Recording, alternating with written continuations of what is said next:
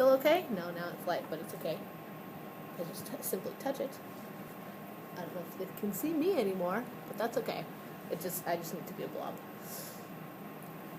Anyway. Welcome. Reinforcement. Oh, I think I should say the RBT thing. This is for the RBT training. The BACB did not provide or create this training.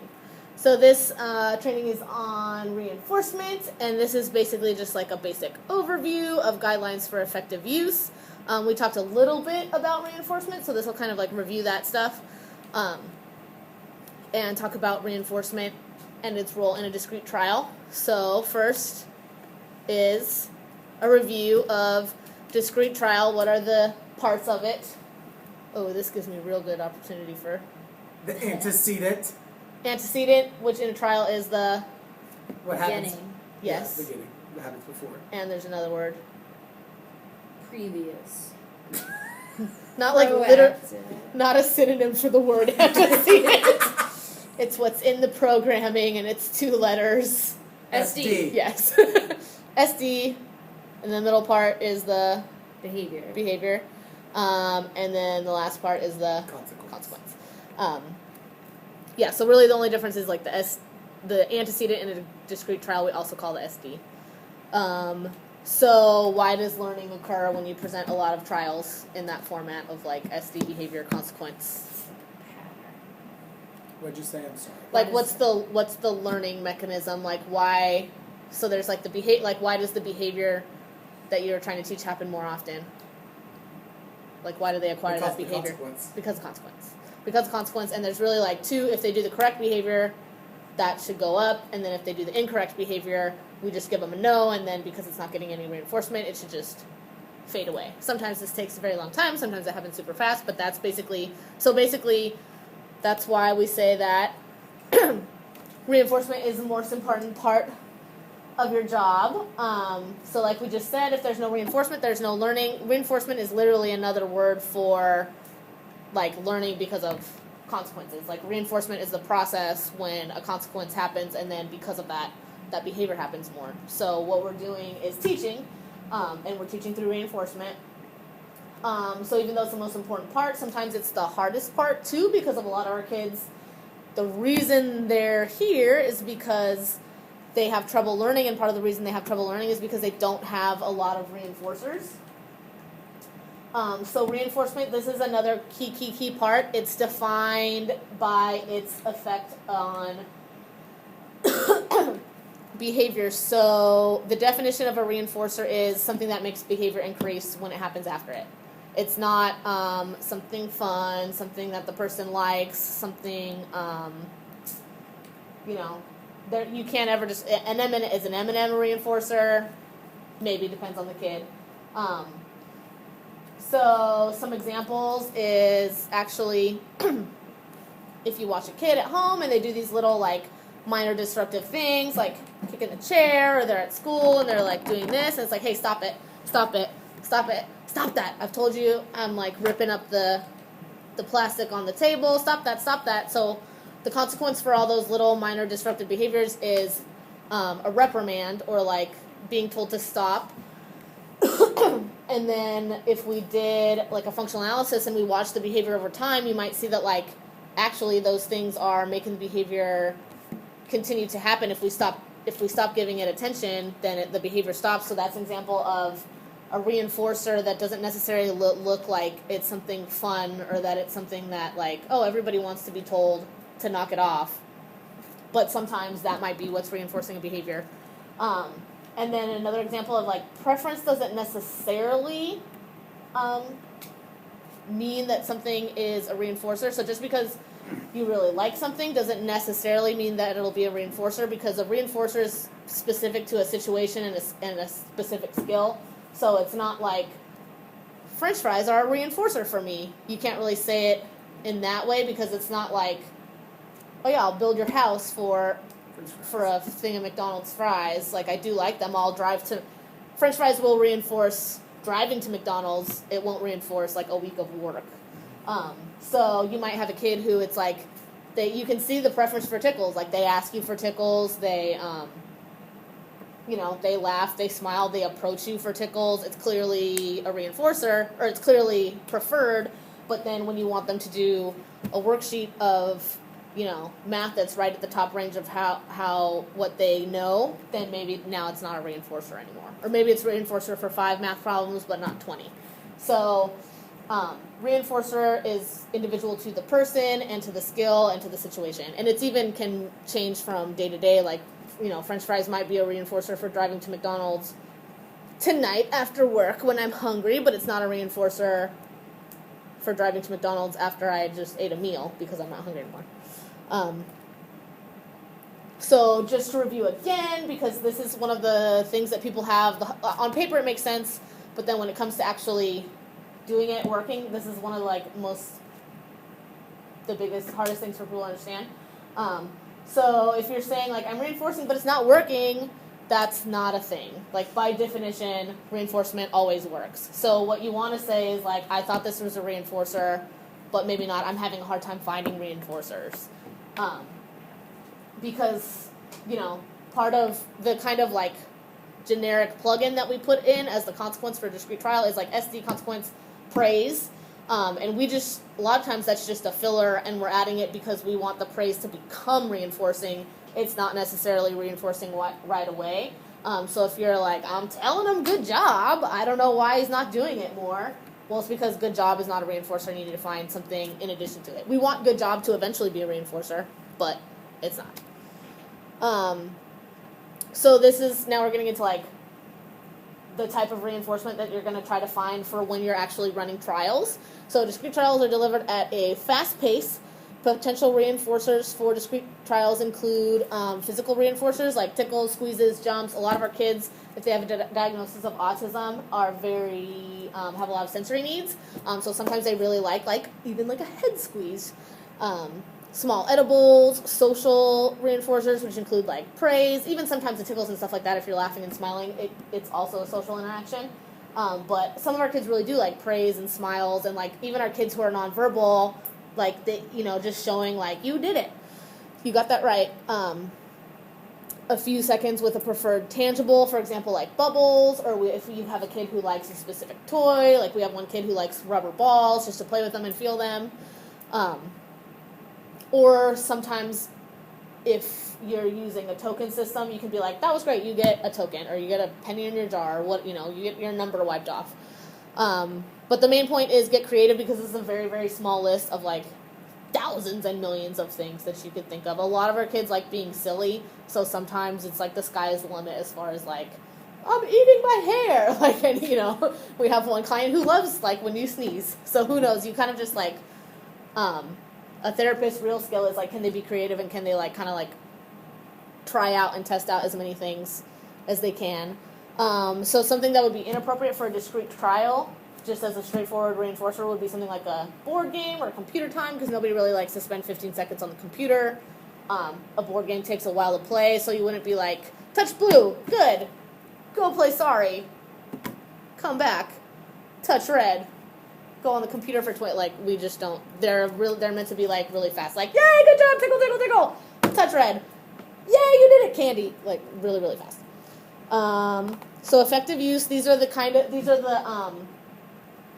all the qualities that will help you use reinforcement effectively, because then you can say the reinforcer is French fries, but then there's all these different dimensions to something like that, where all French fries are not created equal. So one is reinforcement will lead to better learning if it is immediate. So it's if I get a French fry right away, rather than if I go to McDonald's and there's a 20-person line, maybe now it's not reinforcing anymore and I don't even get in that line. Appropriate intensity size. If I went to McDonald's and they gave me 3 French fries, I'd be angry, especially if I was really hungry. Varied. So French fries are reinforcing, but then if I have French fries every single day, I get sick of it. Contingent, we'll talk about what that means in a little bit, but basically it's the reinforcer has to happen because of the behavior, not just freely. If it happens freely, there's no incentive to do the correct behavior. It has to be actually reinforcement, which we kind of went over, but we'll talk about it more. And then this we'll talk about a lot. It has to be differential is what will really get you good learning. So immediacy, it needs to be within 1 to 3 seconds. And the reason for this is basically when you deliver something that is a known reinforcer, it's going to reinforce whatever happened just before it. So, for example, come here, Courtney, and sit in the role play chair. Actually, you might be blinded there. That's okay. Can it see me? Should I get my sunglasses? Yes. Well, you can see us. Okay. So pretend, do like a trial, and then pretend you have Smarties as your reinforcer, and they're right there ready in your pocket in the package. Okay, so wait, am I the client? I'm the client. Okay. And we're working on manding, or like requesting Okay. candy. What's candy? This? What's I think it is. I think it's this. Okay. So she wants me to sign for candy, and then when I sign, she will give it to me. Yes.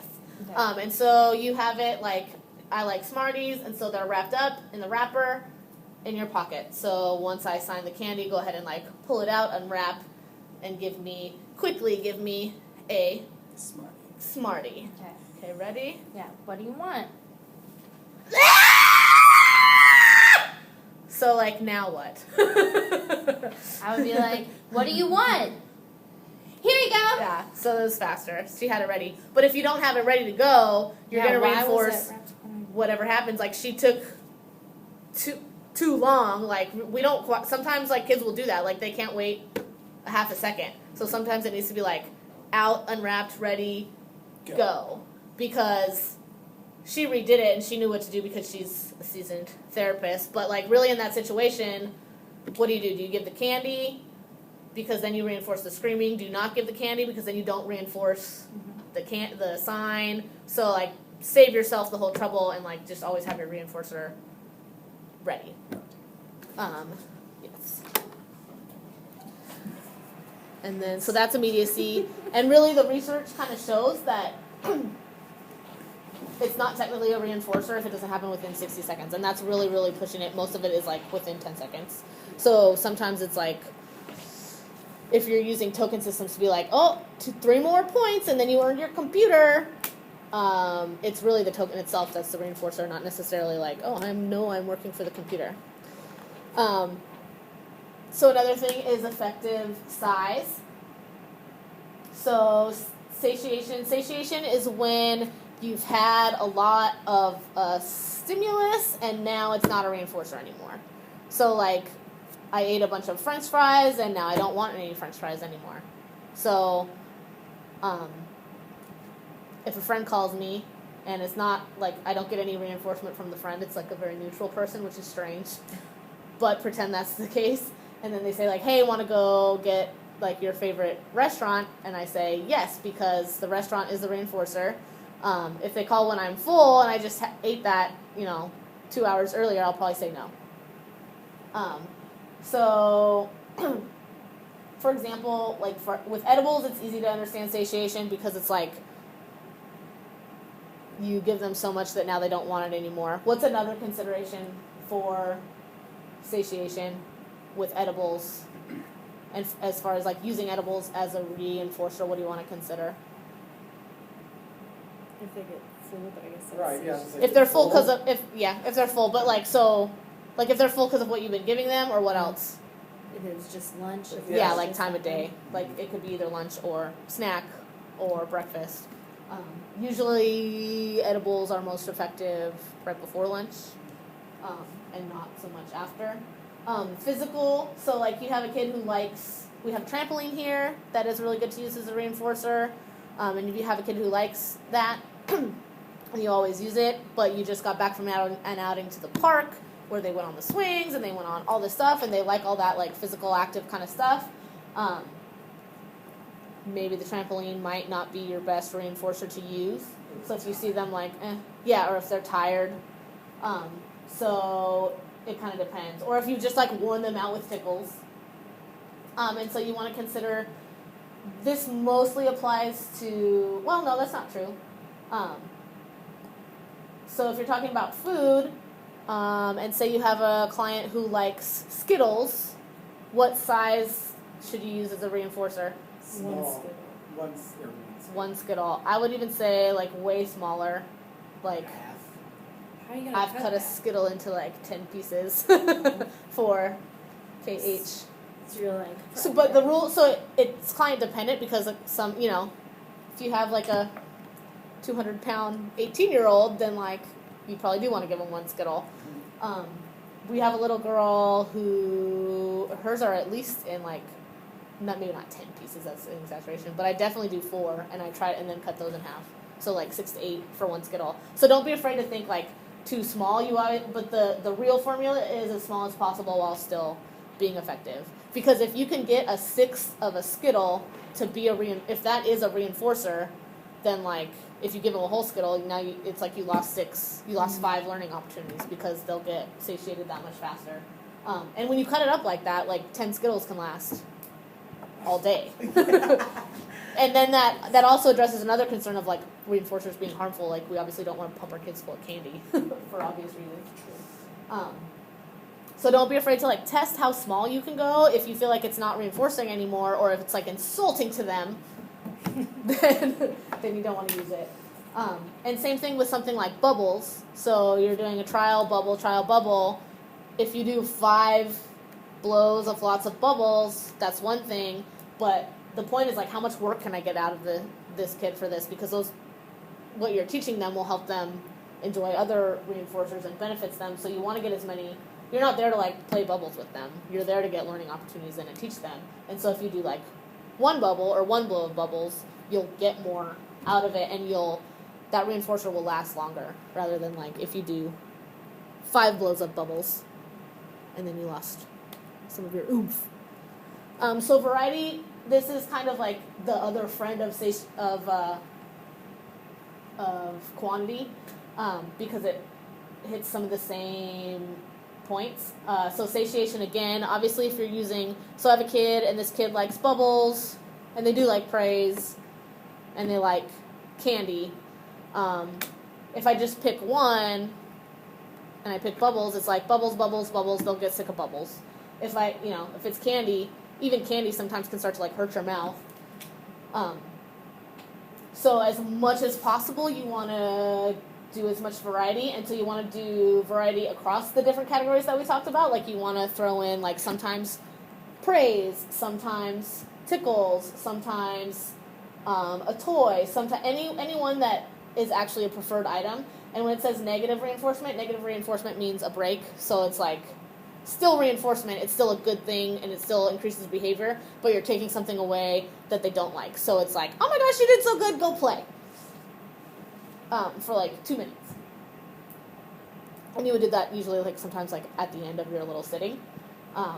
So all different variety. If you do that, it kind of helps you because you're still giving reinforcer, but then maybe across 6 trials you did 6 different things, and none of those that are still very like wanting all of those different things. And then even within categories, you still want to switch it up. So like verbal, if your verbal praise is what you're using, you don't want to just say good job every time. You want to be like fabulous, yes, correct, you're a brilliant genius, that was amazing, you're so smart, I'm proud of you. Like all these different things, because when it's like good job, it gets very and that satiation kicks in because it's like I've heard that a million times, it's not even affecting me anymore. And edibles, so what are 2 good edibles to pair to help with like variety and satiation? Salty and sweet. Yes. So if you have like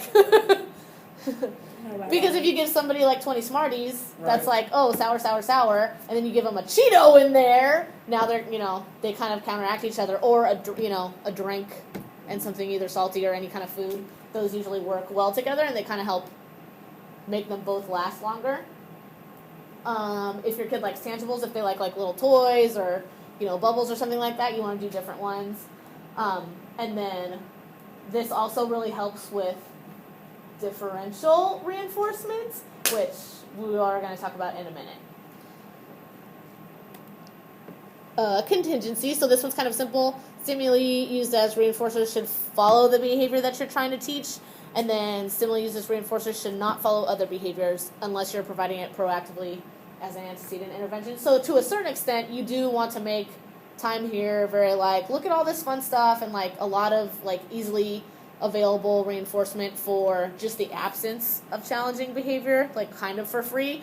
But at some point, if we're going to have learning happen, and so say your bubbles are like the big preference, you need to save those bubbles for correct responses and sometimes for the best responses. If it's like, cool, you get bubbles. If you're just throwing in like, oh, you've been working for 20 minutes and you just got one wrong, bubbles. Back to that immediacy thing, what did you reinforce? The wrong response. So this seems like common sense, but then sometimes it's like, I'm working with you, we're sitting at the table, you're staying here, bubbles. You really want to save it for the correct responses or whatever else that kid really has trouble with. So if that kid has trouble with, I don't know, brushing teeth, then you save it for brushing teeth. So this is the most important fun part, differential reinforcement. So this is important because this will be part of the RBT test, and it's just one of the most useful concepts in all of ABA. And it has to, we use it both on the acquisition side and on the learning side and on the challenging behavior, like how to decrease behaviors. But the basic definition is when different behaviors, and these are behaviors that are related, get different levels of reinforcement. So this can range from like a total differential or kind of a subtle. So one example is replacement behaviors. So the two related behaviors are you have one inappropriate behavior, say the function is escape. The kid does this to get out of work and the behavior is screaming. So that's one behavior. And then you have another behavior and you want it to have the same function, like to get out of work. So the appropriate version of that would be to ask for a break. So those are your two behaviors. And the screaming gets no reinforcement. When they scream, they do not get a break. And the asking for a break gets reinforcement every time. All they have to do is say, hey, can I have a break? Sure, go play for 30 seconds, and then I'll call you back over. So that's black and white. The good behavior gets all the reinforcement all the time, and the inappropriate behavior gets no reinforcement. Or it can be kind of across a gradient. So example, if some kids earn money for grades. So say it's if you get an A, you get $10. If you get a B, you get $8. If you get a C, you get $7. I don't know why. But lucky kid. if you get an A plus, you get $10. If you get an A, you get $8. If you get a B, you get $6. If you get a B minus, you get $4, and if you get a C, you get nothing. You know what I mean? So, but it's basically those are the different behaviors. Get the work that gets an A, the work that gets a B. But it's not black and white. Once you get to the C, it's black and white. But it's one gets more and one gets less reinforcement. And so for a way to apply that for us is we're a lot of times when we teach our kids, we prompt them because they don't know how to do the skill yet. So if you're doing bubbles as the reinforcer, when they get a prompted response correct, that's good and everything, and they get one bubble. When they do it by themselves, they get a bunch of bubbles. So basically, yes, I won't go into that more because it gets more. So this is how to do this. So basically, using differential reinforcement is really how you will see the behavior change happen more quickly. So it's possibly the most important factor of your teaching sessions. You want to match the quality of the reinforcement to the quality and the difficulty of the response.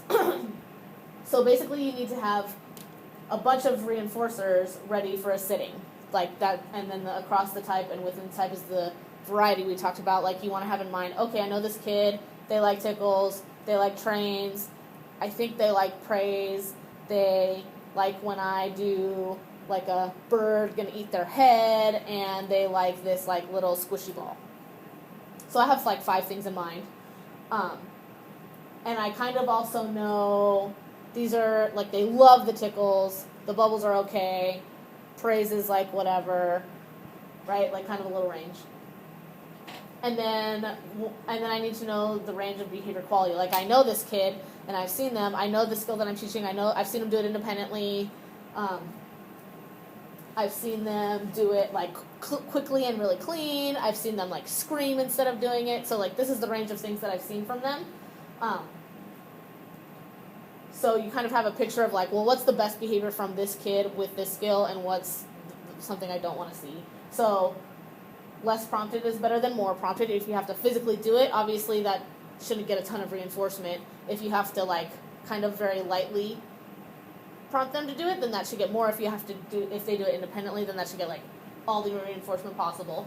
A lot of our kids, you'll see this, sometimes they respond like really quickly with like a lot of fluency, and they look like they totally have it, and sometimes it's like they're distracted, it's sloppy, they do it slowly.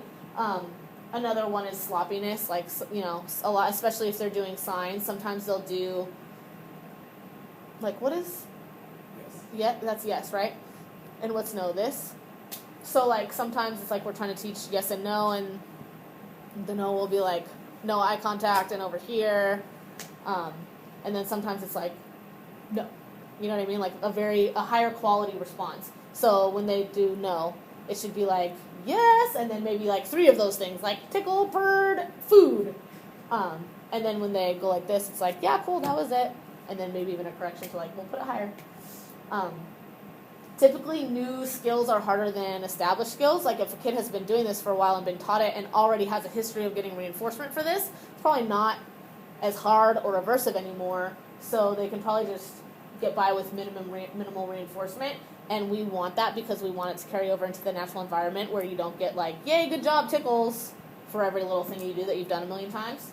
But if you're teaching something new, to get it off the ground, you do want to pump it full of reinforcement. And so the important thing to remember is like every client engages in acceptable behavior because you're comparing their behavior to the rest of their other behavior. You're not comparing it to other kids. So don't sit there waiting for like, I'm waiting for like a really clean response so that I can give them all this reinforcement.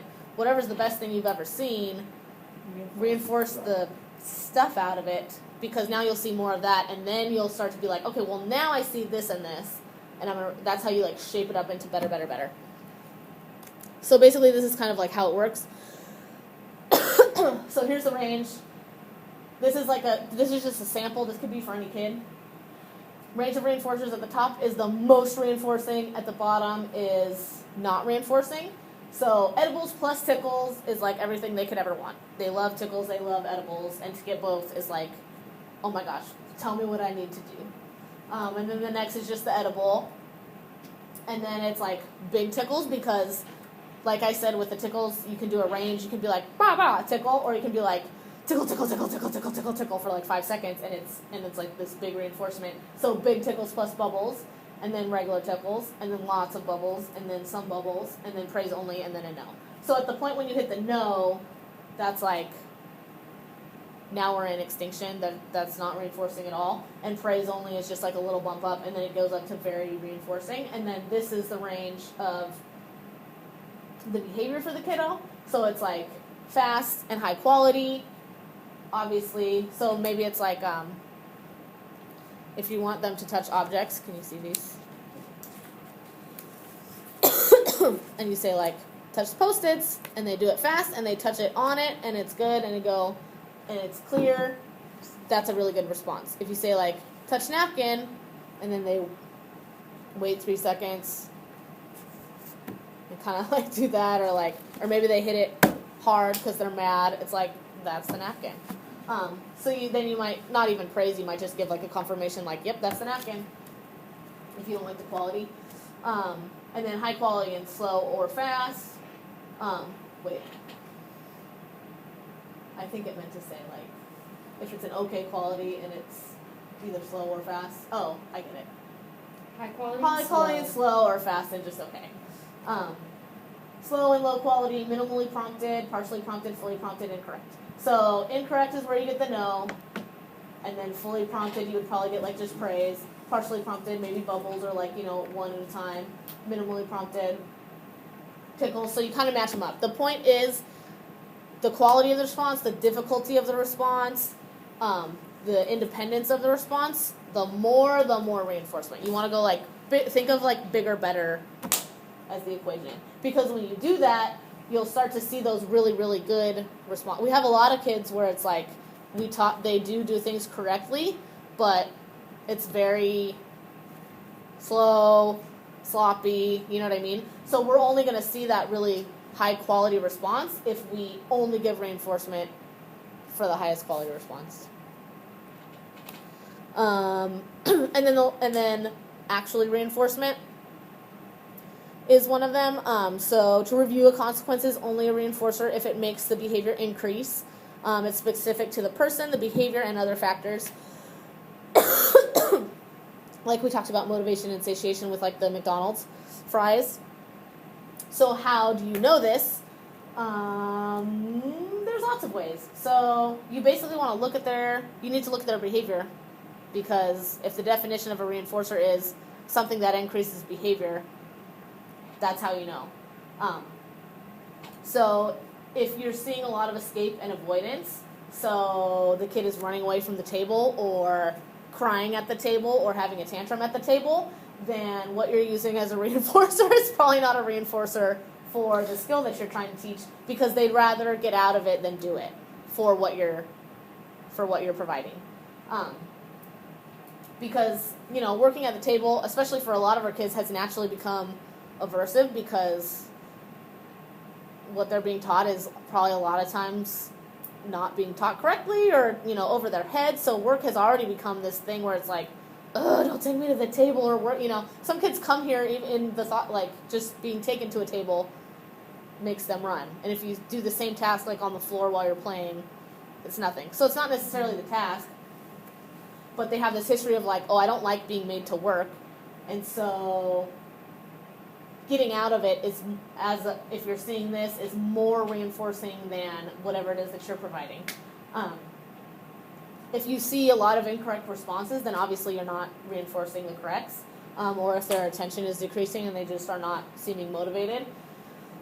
Or if they reject it, like if you tickle them and they go like this, or if you give them the ball and they just put it down and don't engage with it, then obviously it's not a reinforcer anymore. If they're not even engaging with it, then like you should refocus and see if you can find something different. How you know that you did find something good, or multiple good things. Steady responding. So basically, if you're seeing correct responses and more correct responses, then you're obviously reinforcing. It might just be the praise, it might be what you're doing, but keep doing it. Anecdotal signs, this means kind of like, just if you see them smiling, if you tickle and they laugh and they look at you and they make eye contact, then like they probably like it. This doesn't go technically with our definition of reinforcer makes behavior increase, but usually it's a pretty good place to start.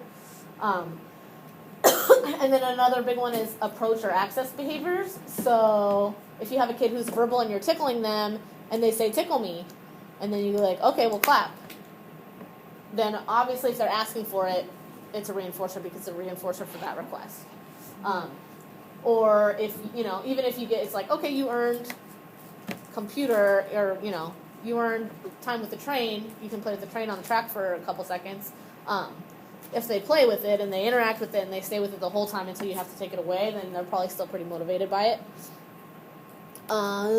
So one of the biggest parts of your job, which you can't really run trials until you do this part, is to identify reinforcers. So there's kind of three basic ways. One is observation. So when you first start with a kid, you're going to be focusing a lot on this. Like, you're going to kind of just hang out, show that you're not there to like take stuff away and make their life awful. You're there to have them have fun. And you're going to observe what do they interact with. If they're dedicating their time to something and staying and sitting and sticking with something, it's probably a reinforcer because it's reinforcing that behavior of engagement, whatever the engagement involves. Like if a kid is playing trains and going like this, playing with a train is a reinforcer for doing this. Of course, observation doesn't give you, like, you can't observe a kid and find out if they like tickles or head squeezes or playing with a toy a certain way. So you also have to kind of like test stuff out. And the more you work with these kids, the more you'll kind of like have a running list of like, I'm going to try jiggle arms. I'm going to try tickles. I'm going to try all these different things that people kind of come up with. I'm going to try like, my hand is a frog and it's going to jump off your head, you know. So this is very, very open, and it comes through experience and just creativity. So you would take our kid into like the playroom, watch them for a minute, see what they go to. Some of our kids don't have a lot of appropriate play skills, and they might just jump from thing to thing and not really play with any of them. So then that's when you go in and you say like, oh, look at, you know, try to prompt them to do something appropriately, see what happens. See if they stay with it or see if they run away from it. And then once you kind of like, okay, I've observed them, I've tried some things, then you kind of want to know, and there's 2 types of mini preference tests. You know, I kind of want to know, like, will you choose it? And you want to find out, like, an order, like, what do I like more than something else? And this is the type of thing that you do before you actually take a kid to work. You would say, like, so you know they like the trains, and you know they like the bubbles, and you say, like, which one do you like? And then they choose, and then now you kind of know. Another thing to do is an observation type of mini preference, and that's usually a program that you'll see for new kids, where you just either observe them on their own, or you can present activities to them and see if they engage with it for a minute. Yeah, you show them how to use it for a little bit, and like, oh look, this is the toy piano, I'm gonna play with it, and then see, do they like run away to the other side, or did they stay and kind of hang out with it? So more about a mini preference test. So we kind of, did we find it? Oh, so for the kind with the one that's just like observation and seeing if they engage with it for a minute, you do what Cooper said and you show them how to use it. You can sit them down, or you can just let them go. You know, it doesn't have to be like, come to this table and play with this piano, and I'm gonna watch you. It could be like, oh, they're in the area, and then you kind of like, oh, look at this. You follow them around and show them things, and like, look, press, play, wait. And I think our criteria is like 1 minute. Do they engage with it? No, they left it 30 seconds, minus. The other kind of preference assessment is which one do you like, which one do you like, which one do you like? And what sometimes happens with our kids, because sometimes attention is like all over the place. So if it's like, I have trains and I have bubbles, and so I'm like, which one? Bubbles. You don't want to just leave it at that. You might want to run a couple more, like, which one? And then they pick the trains. Okay, which one? Pick trains again. Which one? They pick the bubbles, and you notice, like, oh, they're always going to the left. Or they're not picking consistently. That tells you that you're having, like, a choice issue, and that kid doesn't necessarily know how to make that choice in a way that tells us what they actually want. So what would you do in that situation? Just take one at a time. That's what I would do. Just show I would individually how to probably play do with each one individually. One, And see if they play go it. back to Right. 2. Right. Or you could even, like, you just put them on the table and Or see they which may one not they like either- interact with. they may And not maybe like they either don't. one. Yeah, sometimes it's like, sometimes we're like, these things are fun. Which one do you want to work for? They're like, And like, neither. yeah. Yeah. So you want to, so at that point you would be like, well, one consideration is like, is either one a reinforcer? Number 2, can they make that choice? So you could like hold it up and just see if you even get a reach. Like, does access to it reinforce a reach and like playing with it? So yeah, I would go back to testing each one individually and looking for anecdotal signs, and then you could even like put them close to each other on the table and see which one they actually interact with first. So when you want to run these things, so issues with choosing, we already talked about that. So pre-task, basically when you sit down with a kid, you want to find out, like, what am I going to use during this little sitting that I'm going to do? Since we already talked about how reinforcers constantly change, they have to do with satiation and variety, so it's like maybe the one I just used might not work so much. That's when you would, for a kid, if you know they can choose, you'd be like, which one? Okay. And then you can even, if you say you have multiple things, you can say which one. Okay, you picked this one. Now I'm going to test this against it. Okay, you still picked this one. So now this is my first place. Now these 2. Now I have a second and third place, and I can kind of do my differential reinforcement thing. Sometimes if you run into an issue, some kids are very verbal, but they want to change their mind all the time. So instead of doing that pre-task, you could do the same thing before a break. Because sometimes it's like you do this and they pick and you think it's good, but then they keep trying to switch it up. So sometimes, usually it's good to have something written on the board, like we're working for this. But for some kids you can write like we're working for like your choice of anything, and then like provide the choice then, because you want to make sure the most important time for it to be a reinforcer is right when you're done working. If you just made them do like 20 trials of a sitting, you want them to have whatever it is you want it to be reinforcing. So if a kid picked bubbles, but then they realize another kid's walked by with like this awesome new toy, or like their friend walked by and they want to say, I changed my mind, I want to go play, like fine. So it's totally fine to do another, like, oh, we did it, we earned bubbles. Do you still want bubbles or do you want train? Because if you know a kid does that flip-flopping, that's a good way to address that. And of course you want to do it when you are first getting to know a kid, when you're just kind of establishing rapport. You kind of want to just test things, observe them, ask them which one they like better, so you can kind of get an idea of their range, because you always want to be able to do this. So you always if you feel like you don't have a handle on this when you're working with a learner, then take some time and figure out reinforcers before you work with them.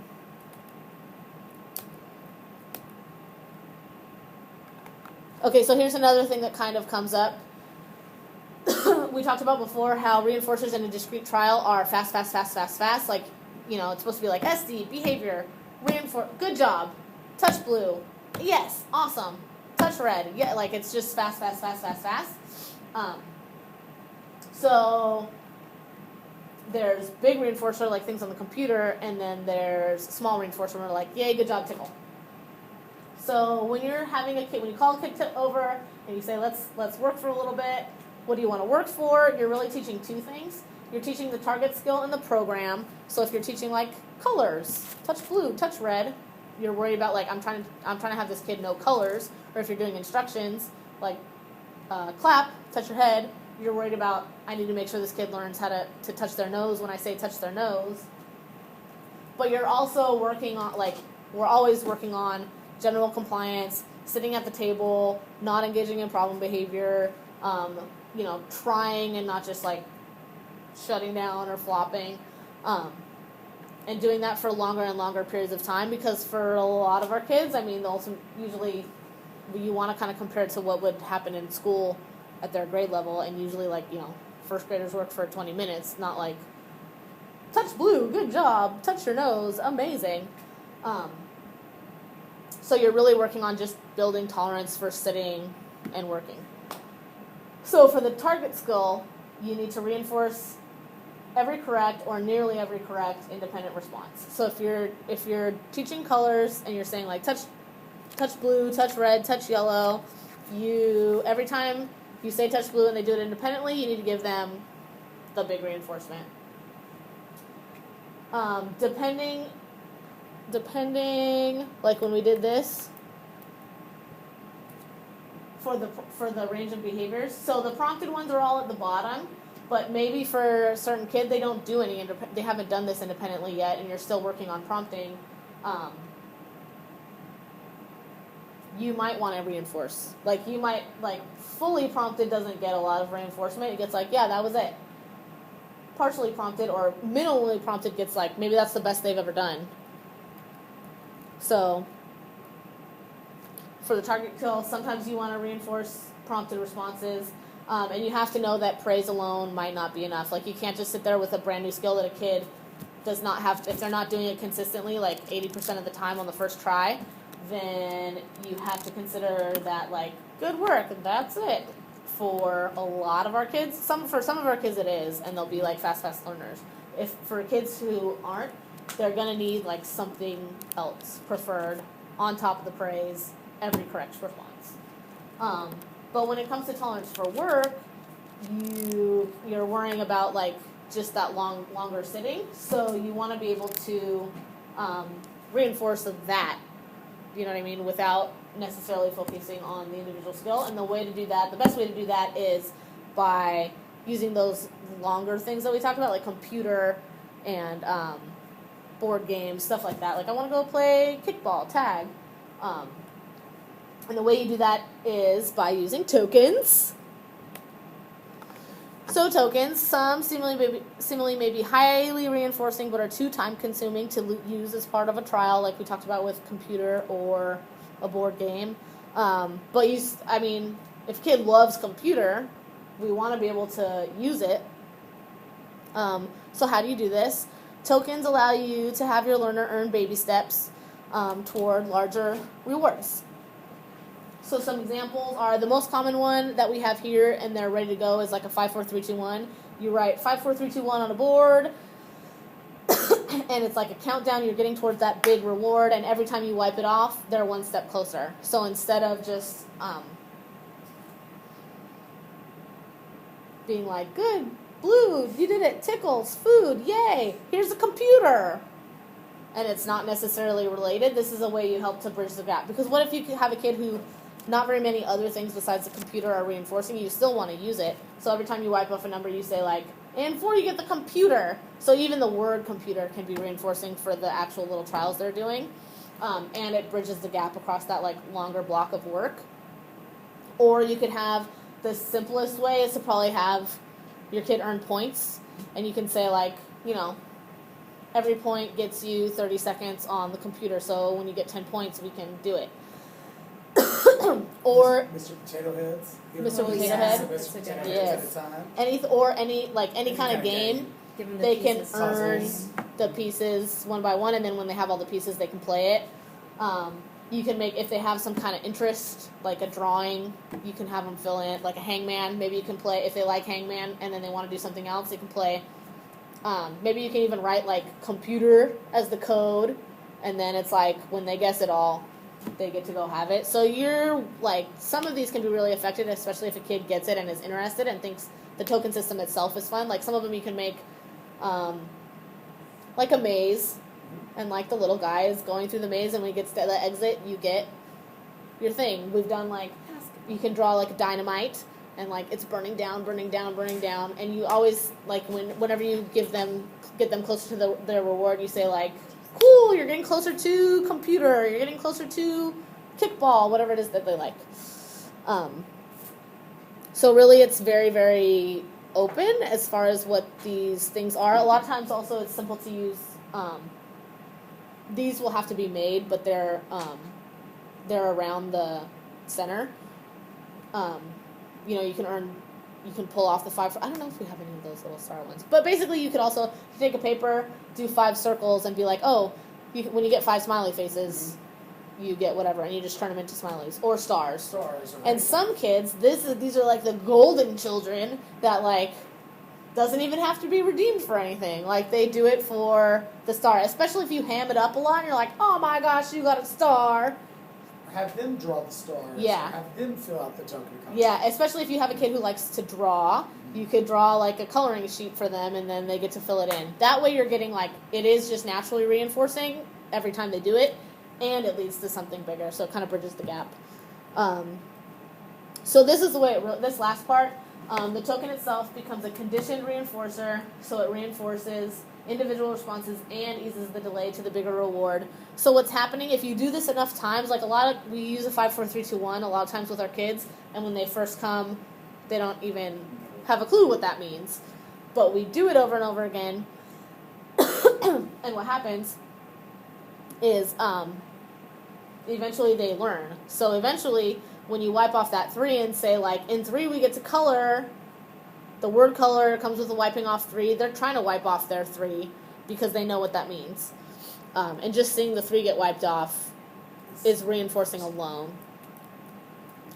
And then now that that's reinforcing, you can use it to further stretch out the time. So you have to get to this point where the token itself is reinforcing. The learner has to understand what it means. It doesn't necessarily mean that they can like describe it and say like, oh yeah, when I get it, it means that I get my computer or whatever. But if you see them trying to wipe the number, that's a good sign. I mean, it's not a good sign for behavior because they're not supposed to be doing that, but it's a good sign that they know what it means, and then that's a reinforcer. So if you're not at this point yet, don't worry, but you do want to be aware that, like, you can't just take a kid who came, it's their first week with us, and they're completely nonverbal, they have no skills whatsoever, and you're like, oh, look at you wiping off your 2, and think that that's going to be reinforcing. You might have to teach it. So one way to do that is to give them for free and have them trade them in. So you can be like, look, I'm going to write your 5, 4, 3, 2, 1, or like, I'm going to give you all these markers or game pieces. Actually, no. But like, if, say it was, tokens can also be something like pennies or like poker chips, and it's like when you get however many, you can cash them in. So you can say like, look, I wrote 5, 4, 3, 2, 1. Wipe the 4. Wipe the 3. Wipe the 2. Wipe the 1. You get whatever. And then that's a good like little exercise to do in the beginning, because you are requiring a minimal amount of behavior. They're following your instruction to wipe the board, but it's like there's no other work required, and they get that like, oh, when I get these wiped off, that's the way they're building that association of like, oh, when they're all gone, that's when I get to go. And then you can start to mix in demands like, oh, wipe the 3, wipe the 2, clap, wipe the 1, go, wipe the 5, touch your head, touch your nose, wipe the 4, wipe the 3, act like a chicken, wipe the 1, go. And so you kind of slowly start to build it up like, okay, I do a little bit of work, and I get to wipe, and then I get to have what I want. So you can also reinforce the transaction response. So say you are using something like a poker chip or a penny. They're getting pennies in the jar, and they can redeem their, like, you have a little menu of like, computer equals 20 pennies. This game different prices for a couple different things. So when you go to, at first, this might not be enough. So you put the penny in the jar, and then you present another reinforcer along with it. You'd be like, you did so great! Penny in the jar, tickle, tickle, tickle, tickle. So then it's like, penny in the jar comes along with all these other good things, so they make that association.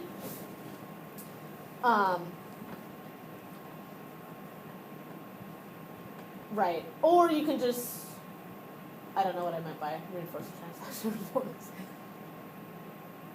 Presenting tokens with existing reinforcers is another way. So you'd be like, I'm wiping off your 5, tickle, tickle, tickle, tickle, tickle. So that it's like, those things go together and like wiping, yeah, they're paired.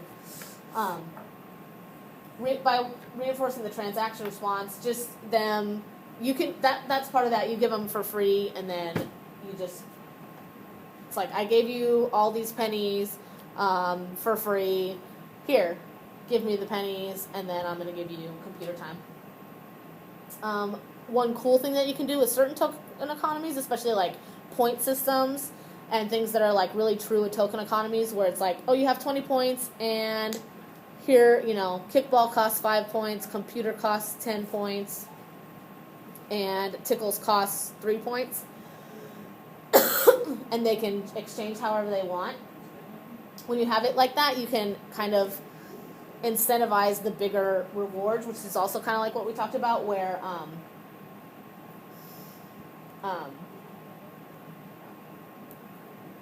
the bigger, like if 20, if they want computer, which is their favorite thing, they have to work harder for it than if they want tickles. You can have them earn pieces of activity.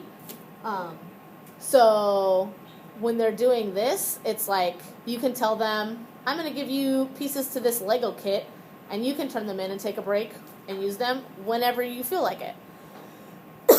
And then so for the whatever behaviors, you give them plain Legos, and every Lego kit has like the special pieces, like the wheels and the, all the fun ones that you can actually make things with. You save those for the good behaviors. So you're incentivizing harder, longer work by using the special pieces to reinforce really good responses, and it's like the longer they work, the more Legos they have to use. And then you can let them choose when to stop working in cash in tokens. And tokens follow the same rules as any other reinforcer, same as tickles. So if you see a really good response, you can give 10 seconds of tickles, or if you see an okay response, you can give a quick tickle. Same thing with tokens. If you see a really, really good response, you can be like, oh my gosh, you get 2 points for that. If you see a correct response, you can be like, that gets a point. So putting it all together, before a sitting with a kid, you want to do a mini preference assessment, because otherwise, sometimes it's like we forget to do these, but if you, how else do you get this other than a preference assessment? How do you know, what's more preferred than something else in the moment unless you kind of ask? So a lot of times what we'll do with kids, and especially in the older building, we'll be like, what do you want to work for? Because they have the skill at that point to ask, and we'll just do it. Instead of okay, cool, would you rather, so we want that, we'll be like, what are you working for at the end? Computer, that's fine. I can't give you computer in the middle of trials.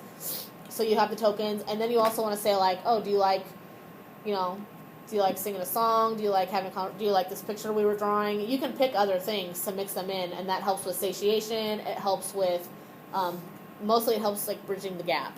So if you need to doing this is the best thing you can do for your client, because that's how we avoid getting those sloppy responses, and this is how, this is also how we have kids wanting to come to the table and wanting to work because they're getting all this good stuff. So if you don't do the mini preference assessment, I don't know how you're going to do the differential part, because you won't have an idea in mind of I know what all your favorite things are, and I know what's kind of in the middle, and then I know what you don't like. So you want to have, this says 2, but that's really, praise is always there. Prayers, you have to keep in mind that praise may or may not count as a reinforcer. We're always going to do it because it helps us close the trial and keep things organized. And we want to make the praise reinforcing, but it might not necessarily be right now. So if you have praise in something else, you really need, the more the better. And then you want to have a range of the learner, an understanding of the learner's range of performance within a program. If this is a kid that's new to you or new to the center, you probably won't have this. But if you've worked with a kid a couple times, you should kind of know, this is a program that's really, really hard for them. I'm going to use a lot of reinforcement for good responses. And then you want to differentially reinforce using variety and combining reinforcers. So don't do black and white. A lot of times it's any prompted responses get only the praise, and then anything above it's still not black and white, because it's incorrect gets a no, prompted of any kind gets a cool, you did it, and then the big praise and the actual tickles and candy and whatever else, go for the independent correct responses. If a learner has already shown a lot that working at the table is aversive, you don't want to do that. You want to provide, even for prompted responses, you want to give a decent amount of reinforcement, and only give the no for incorrect or elopement. And then you can use tokens. Tokens are going to be a best friend, and they can be part of a true token economy or go toward a chosen item. When I say true token economy, that's a system that you have. This is usually something more complicated that will be done by the behavior consultant, but it's if you have, you're earning points, or you're earning coins, or you're earning whatever, and you have a list, a menu that you can exchange and buy. That's a true token economy, where it's a lot of times they can involve multiple people. It could be a point store, and then you're I'm going to cash in for a computer, and I'm going to cash in for a piece of paper and a pen to draw with. Or it could just be hey, what do you want to work for right now? Computer, okay. In 10 points you get if you get 10 points you can do computer. Computer costs 10 points. So it could be one thing or a big complicated thing. So just to review, reinforcement is the most important part of your job, because that's what learning is in a discrete trial. It's when the response happens more often, and it's not going to happen more often if you just say yes, good job, yeah. If you sit there, if it's just kind of you have to be aware that reinforcement is defined by the behavior increasing. If you're just kind of my job is to take this kid and sit down and say touch a different color 10 times, and then if they do it correctly, my job is to say good job, and if they do it incorrectly, my job is to say no. That's not what the job is at all. The job is to identify reinforcers and find a way, even though sometimes it's super, super hard to make the behavior happen more. It's defined by its effect on behavior, which means you can't say this reinforcer is not working means it's not a reinforcer. Differential reinforcement, which I'll say the definition again because this is what's on RBT. Differential reinforcement is when two or more different behaviors get different levels of reinforcement. So like if the or more is when you're doing it in trials and it's like sloppy, good, prompted, heavily prompted, incorrect. So those are like 5 behaviors, and it's like this one gets a lot of reinforcement, a little bit less, minimal, no reinforcement. Or it can be black and white, where like hitting because the kid wants candy, that does not get the candy. Asking for the candy gets candy. So that's like, yes, this works, no, this doesn't, in black and white. Mini preference assessments are your other best friend. Token economies are your other best friend. And if you don't have reinforcers, you don't have anything, which is literally true, because we're like we say therapist here or behavior tech. We'll probably start saying behavior techs now that we do it. But really, like teacher might as well be the title too, because you're trying to teach skills. Even when you're decreasing behavior, you're trying to teach appropriate behaviors. So this is like a little mini activity. So sometimes our kids, it's like we have 1,000 toys, but they're interested in none of them. And we do want to teach appropriate toys, but sometimes it's like, this room's full, all we have is this room, hurry, grab some things. So sometimes you're stuck with limited reinforcers. And if you're, depending where you work, if you work in a school and a home, who knows what you'll have. So we're just going to do like a quick mini activity of how would you use this as a reinforcer? Oh, you can do like peekaboo. Oh, peekaboo. Yes, that's a very good one. You can fold it into something that they can play with. Yes, you can make like origami or whatever if you're skilled in this way. Good spoon. You can cut out paper dolls. Yeah. Ooh, paper dolls. A snowflake, because it's folded already. Yeah. You could like roll it. You could play catch with it and make it into a ball. You could like any kind of sensory Fake it, like fan. Like a Kleenex. Yeah, you can. See, that's reinforcing to you. You could like be like, I have something in here. It's somebody. See, that worked. I thought you were gonna say, I have no hand. You could. So yeah, sometimes, or like this, Post-its. What if you did like a fan? Or what if you made a little flip book. Yeah, flip book. So yeah, or like what if for whatever reason they like the sticky, or you picked up like, oh, I picked up the napkin. Who knows what our kids will like. So don't be afraid to like try anything and everything under the sun. And you yourself have to be a reinforcer. And yeah, the whole goal behind all of it is that you become a sign for all this. Like, oh, that's that lady that gives me everything I want, and when for a certain behavior. And so it's like the kid starts to realize like, oh, I want to come to you, and I would want to be here, not I want to run away.